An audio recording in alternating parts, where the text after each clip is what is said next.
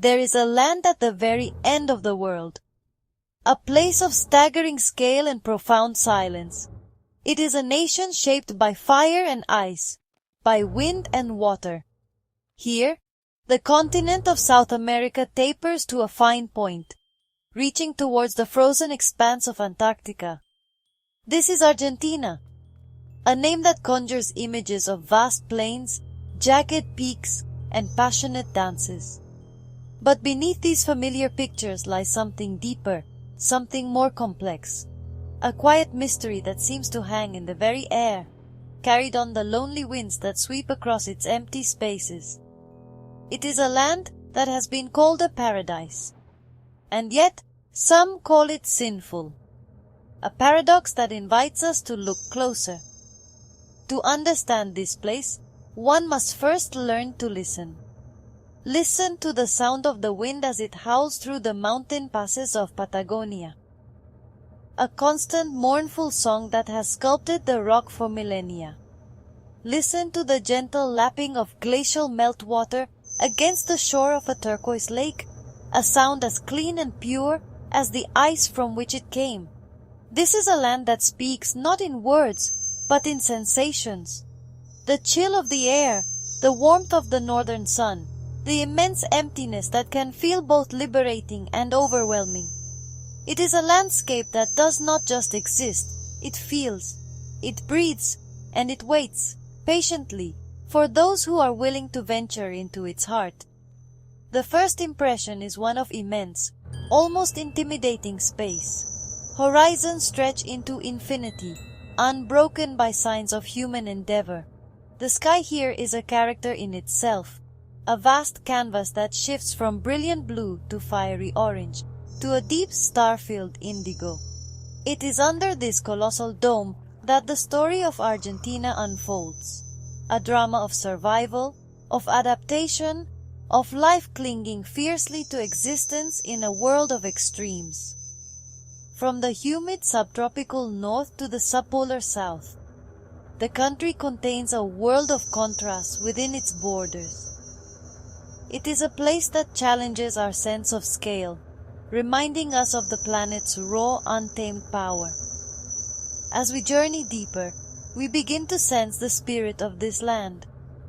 It is a spirit of resilience and of wild, untethered freedom. It is in the flight of the Andean condor, soaring on thermal currents high above the peaks. It is in the thunderous crash of ice calving from a glacier, a sound that echoes the very creation of the landscape itself. This is not a gentle, manicured world. It is raw, elemental, and profoundly beautiful in its austerity. It asks for respect. It demands patience. And in return, it offers a glimpse into a world that feels ancient, powerful, and utterly unforgettable. The journey into its soul has just begun. We travel west, toward a formidable wall of rock and ice that divides a continent, the Andes. They are not merely mountains, they are the very spine of South America. Here in Argentina, they reach their most dramatic and dizzying heights. Peaks like Fitzroy and Cerro Torre pierce the sky like shards of granite, their summits perpetually shrouded in a tempest of wind and cloud. These are young, jagged mountains, still growing, still being shaped by the immense geological forces that birthed them. Their presence is absolute, a constant reminder of the planet's restless energy, a silent testament to the power of time and pressure. The air grows thin and cold, and the world is reduced to stone, snow, and sky. The soundscape here is one of profound silence, punctuated by the deep resonant groan of shifting glaciers. Listen. You can hear the trickle of meltwater, the lifeblood of the mountains, as it begins its long journey to the sea. A whisper that will grow into a roar. Occasionally the silence is shattered by the sharp crack of rockfall, a reminder that these giants are alive, constantly changing. The wind is a constant companion, a sculptor that carves the snow into fantastic shapes and polishes the rock faces until they gleam. It is a relentless force, one that has dictated the terms of life in this high-altitude world for eons. It carries the scent of ice and ancient stone. Life here must be tenacious. At the foot of these giants, in the shelter of the valleys, lie forests of southern beech trees, known locally as lenga. In autumn, their leaves turn a brilliant, fiery red, a startling splash of color against the monochrome palette of rock and ice. These hardy trees stand twisted and gnarled, their forms a permanent record of their struggle against the Patagonian winds. They cling to the thin soil, their roots anchoring them to the steep slopes. They are a symbol of endurance, a quiet defiance against the harshness of their environment. Within their shelter, a hidden world of smaller creatures finds refuge from the elements. As we ascend, even these resilient forests give way to a realm of stark elemental beauty. We are entering the domain of the glaciers. Great rivers of ice, like the Perito Moreno, flow down from the southern Patagonian ice field, the world's third largest reserve of fresh water. The face of the glacier is a wall of compressed blue ice, fissured and serrated. It creaks and groans, a living entity moving at an almost imperceptible pace. Standing before it, one feels a sense of deep time, a connection to the ice ages that shaped our planet. It is a humbling experience, a confrontation with the raw, untamable power of nature. Moving north from the icy south, the landscape transforms dramatically. We enter the Puna de Atacama, a high-altitude desert plateau shared with neighboring countries. This is a world that feels otherworldly, almost Martian in its appearance. Vast salt flats, or salaries, stretch to the horizon, their white crystalline surfaces shimmering under an intense, unfiltered sun. The air is exceptionally dry, and the altitude makes every breath a conscious effort. Here, the earth itself seems to breathe through steaming geysers and bubbling mud pots. It is a geothermal wonderland, a place where the planet's inner heat breaks through the crust, revealing the fiery forces that lie just beneath our feet. The silence of the Puna is different from that of Patagonia. It is a heavier silence, born of stillness and heat. The wind is not a constant howl, but a dry, whispering breeze that stirs the fine dust. The dominant sound is the hiss of steam escaping from volcanic vents and the soft, rhythmic bubbling of boiling mud. It is a primal soundscape, the noise of a planet in the making. In this stark environment, colors appear impossibly vivid. Lakes of arsenic green and blood red, colored by minerals and algae, are scattered across the ochre-colored earth. It is a painter's palette, a surreal landscape that challenges our perception of what a desert can be. It is here, in this seemingly inhospitable world, that we find one of nature's most elegant survivors, the flamingo. 3 different species, the Andean, the Chilean, and the Jameses, gather in these caustic lagoons. Their brilliant pink plumage is a shocking contrast to the muted tones of the desert. They wade through the shallow, mineral-rich waters, their long necks gracefully dipping down to filter out the tiny brine shrimp and algae that give them their color. Their presence here is a miracle of adaptation, a testament to life's ability to find a foothold in the most extreme of environments. They are a flash of impossible beauty in a land of harsh realities. This is a landscape that holds stories. The local people, descendants of ancient cultures, have a deep connection to this land.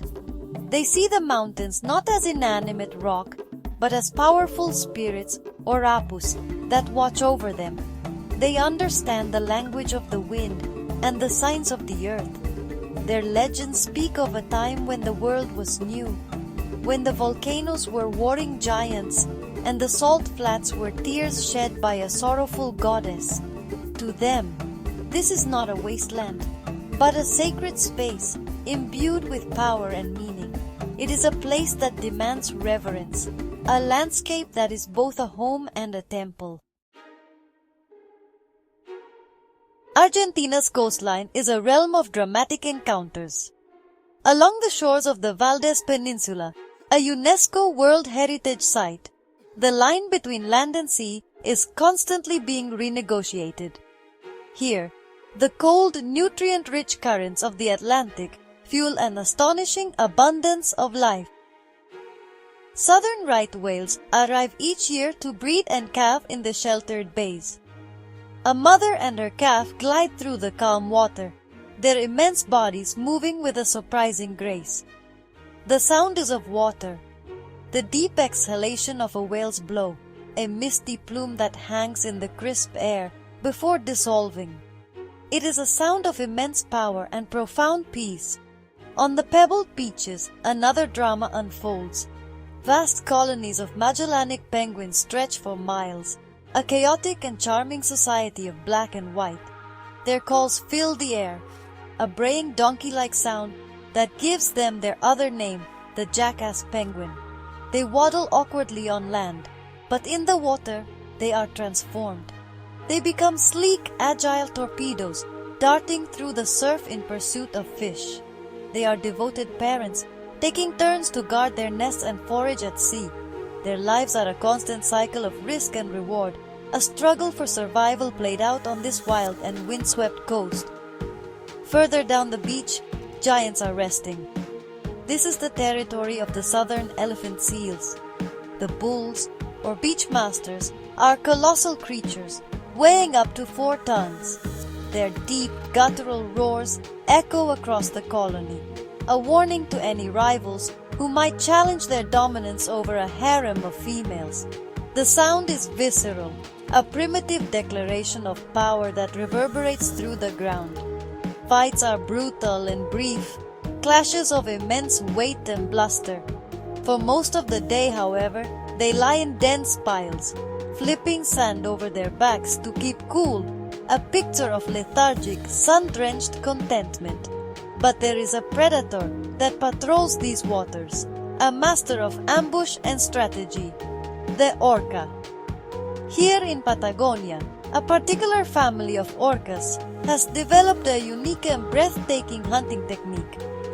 They intentionally strand themselves on the beach to snatch young sea lion pups from the water's edge. It is a high-risk, high-reward strategy passed down from mother to calf.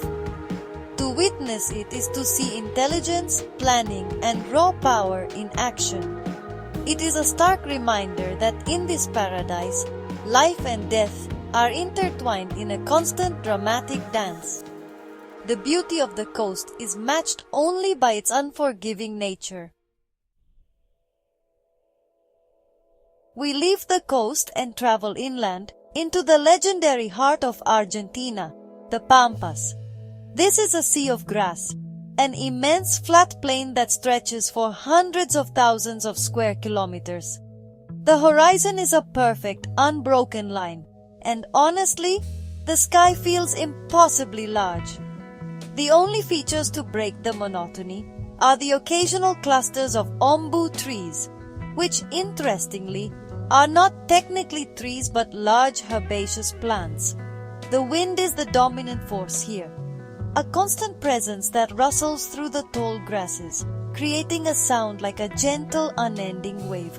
It is a sound of solitude and immense space, the true music of the plains.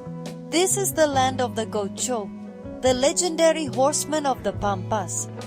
More than just a cowboy, the gaucho is a national symbol, an embodiment of freedom, resilience, and a deep, almost spiritual connection to the land.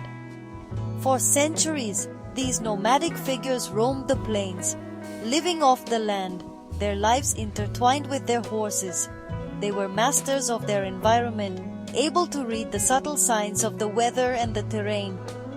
Their culture is one of stoicism and pride, their traditions passed down through generations.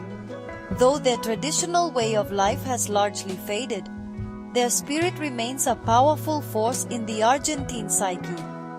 Life on the estancias, the great ranches of the Pampas, is governed by the rhythms of nature. The day begins before sunrise, with the smell of wood smoke and brewing mate, a traditional bitter herbal tea.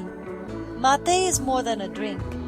It is a ritual of community and friendship, shared from a single gourd and passed from person to person. It is a moment of quiet contemplation before the day's work begins. The sounds are of the earth waking up, the distant lowing of cattle, the nickering of horses, the call of the southern lapwing, the sentinel of the pampas. It is a simple, honest way of life, deeply rooted in the soil. As dusk falls, the plains are transformed. The setting sun paints the sky in shades of orange, pink and purple, a spectacular daily performance. This is the time for the asado, the traditional Argentine barbecue.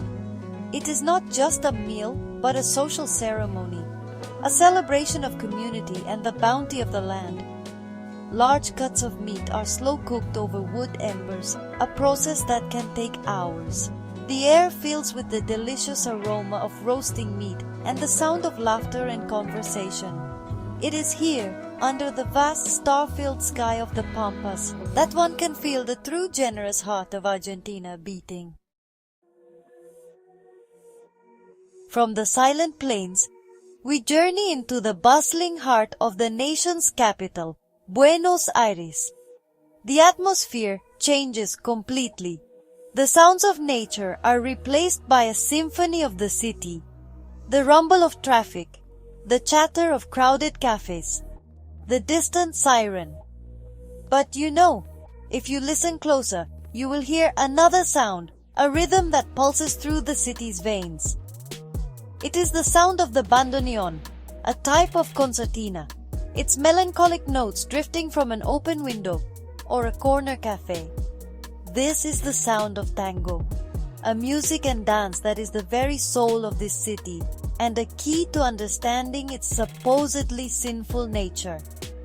Tango was born in the late 19th century in the poor, immigrant-filled port districts of Buenos Aires and Montevideo. It was the music of the displaced, the lonely, the homesick. It spoke of lost loves, betrayal, and a deep, gnawing nostalgia.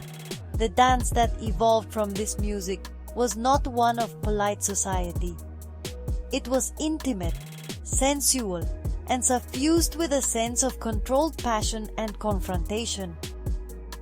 The man leads, the woman follows, but their connection is a complex dialogue of tension and release, of dominance and surrender. It is a 3-minute drama played out on the dance floor, a story of desire and despair. The dance itself is a study in contrasts.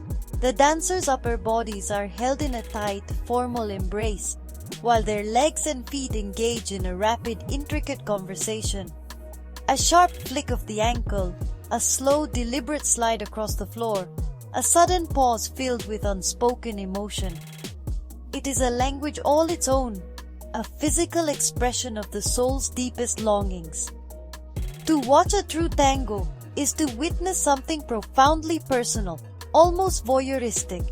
It is a dance that hides nothing, laying bare the complexities of human connection. It is beautiful and it is heartbreaking. This is where the idea of sin begins to take root. In its early days, tango was considered scandalous, immoral. It was confined to the brothels and low-life bars of the Arabelles, the city's slums. It was the dance of pimps and prostitutes, of knife fighters and broken hearts. It was a raw, unfiltered expression of the human condition, far from the sanitized norms of polite society. Though it has since been embraced by the world, its origins still cling to it. The tango retains its edge, its sense of danger, its connection to the night, and to the more forbidden aspects of human passion. It is a dance born of sin, and it has never forgotten its roots. The sinful reputation of Argentina is not one of crime or corruption in the conventional sense. It is a sin of the spirit, a sin of passion lived to its fullest. It is woven into the fabric of the culture, a thread of melancholic defiance. There is a local legend, a tale whispered in old cafes about the creation of the Argentine people. It is said that when God was creating the nations, He gave each a different virtue. But when He was finished, He had a little bit of everything left over. The passion of the Italians, the melancholy of the Spanish, the pride of the French, the stubbornness of the Germans. He mixed them all together and created the Argentines. This story, honestly, speaks to a core truth. The Argentine spirit is a complex cocktail of emotions, often lived at a high intensity. There is a love for drama, for grand gestures, for a life that feels like a performance. This can be seen in their politics, their art, and their everyday interactions. Conversations are animated, filled with gesticulation and emotion. Friendships are fierce and loyal. Love is an all-consuming fire. This intensity, this refusal to live life in half measures, can be seen by more reserved cultures as excessive, as a kind of sin, a sin of feeling too much, of wanting too much, of being too much. This national character is perhaps best expressed by the word in Portuguese, or in Spanish, but in Argentina, it feels deeper. It is a sweet sorrow, a longing for something that may never have even existed. It is in the lyrics of tango songs, which almost always speak of a golden past, a lost love, a neighborhood that has changed. This collective melancholy is not seen as a weakness, but as a mark of a sensitive soul, a sign of a deep capacity to feel. It is a romantic, almost luxurious sadness, a beautiful ache that is savored like a fine wine. This embrace of sorrow, rather than a constant pursuit of happiness, is another of its beautiful sins. And then there is the sin of pride. Not an arrogant pride, but a deep, unshakable belief in their own identity, often in the face of adversity. It is the pride of the gaucho, self-reliant and free. It is the pride of the tango dancer, whose elegance is a defiance of their humble origins. It is the pride of a nation at the end of the world that has created a culture entirely its own. This pride can sometimes manifest as a stubborn resistance to outside influence, a fierce protection of their way of life. It is the pride of knowing who you are, even when the rest of the world may not understand. This too is part of its sinful allure. The concept of sin is tied intrinsically to the night, and in Buenos Aires, life truly begins after the sun goes down. The city undergoes a profound transformation. The daytime hustle gives way to a more languid, expectant energy. The streets of neighborhoods like Palermo and San Telmo begin to fill not with commuters, but with people seeking connection, art, and pleasure. Dinner rarely starts before 10 o'clock at night. It is a slow, leisurely affair, often lasting for hours, filled with wine, food, and intense conversation. Time itself seems to stretch and bend, adhering to a different, more fluid rhythm. After dinner, the night is still young. The real pulse of the city begins to beat in the traditional tango dance halls. These are not tourist shows.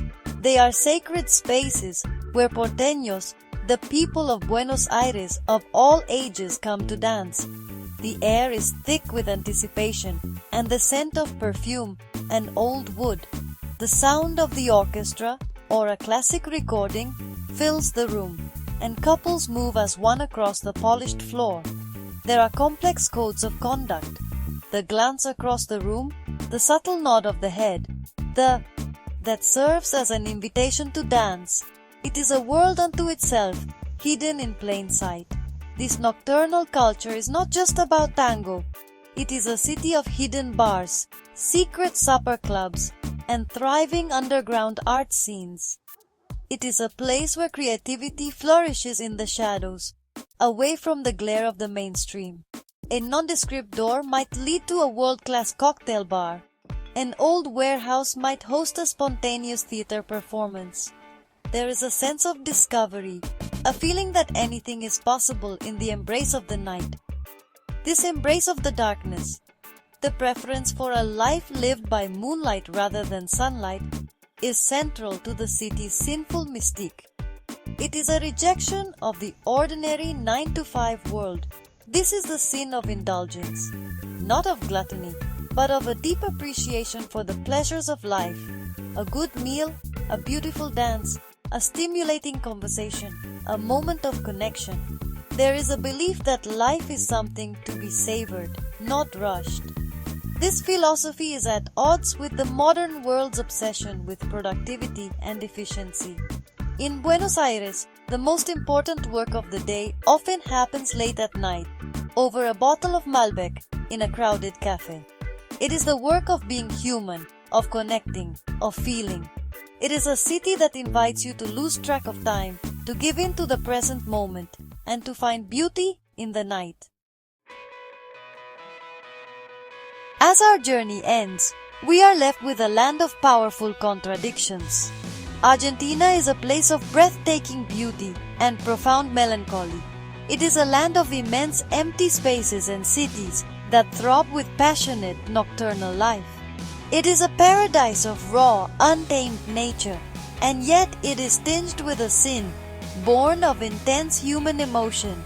The icy purity of a glacier and the sensual heat of a tango embrace are two sides of the same coin. They are both expressions of a wild, untamable spirit that defines this extraordinary country at the bottom of the world. The sounds of Argentina will linger long after you have left.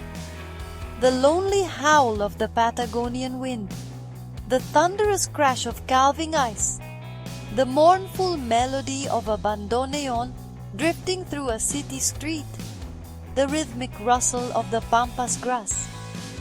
These are the sounds of the earth and the soul, intertwined. They speak of a place that is both ancient and alive, a landscape that has shaped its people as much as they have shaped it. To have heard these sounds is to have felt the country's heartbeat, to have listened to its story. Perhaps the sin of Argentina is simply this. It encourages you to feel. It is a place that does not permit indifference. It confronts you with its scale, its beauty, its passion and its sadness. It asks you to be present, to engage your senses, to open your heart to its complex and often contradictory nature. In a world that often encourages us to numb ourselves, to move quickly, to look but not see, Argentina is an invitation to do the opposite, to slow down, to listen, to feel everything, from the chill of the mountain air to the warmth of a human embrace. Imagine standing here. Feel the wind on your face. See the horizon that seems to stretch into eternity. Hear the distant echo of a tango melody. This is Argentina, a land that is not meant to be simply observed, but experienced. It is a place that gets under your skin and into your soul. It is not a sinful paradise in the way one might think. Its sin is its allure, its passion is its power, and its beauty is its truth. It is a land that whispers of what it means to be truly, intensely, and unapologetically alive.